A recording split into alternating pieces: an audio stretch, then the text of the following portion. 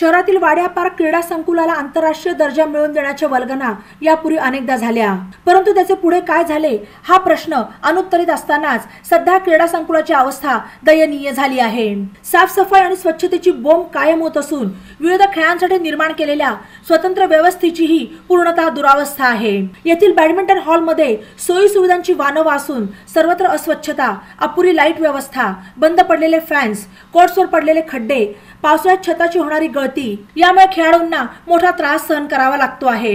जिल्हा प्रशासन आणि जिल्हा क्रीडा कार्यालय यांच्या या क्रीडा संकुलाकडे पूर्णतः दुर्लक्ष होत असून यामुळे खेळाडूंमध्ये नाराजी आहे। वाड्या पार्क मध्ये मल्टीपर्पज हॉल आहे, तिथे बॅडमिंटन या खेळाचे 10 अद्ययावत मॅटिंगचे कोर्ट्स आहेत। राज्यस्तरीय आणि राष्ट्रीय स्तरावरील बॅडमिंटनच्या मॅचेस देखील येथे झाल्या आहेत। सध्या मात्र कोर्टची अवस्था दयनीयच आहे।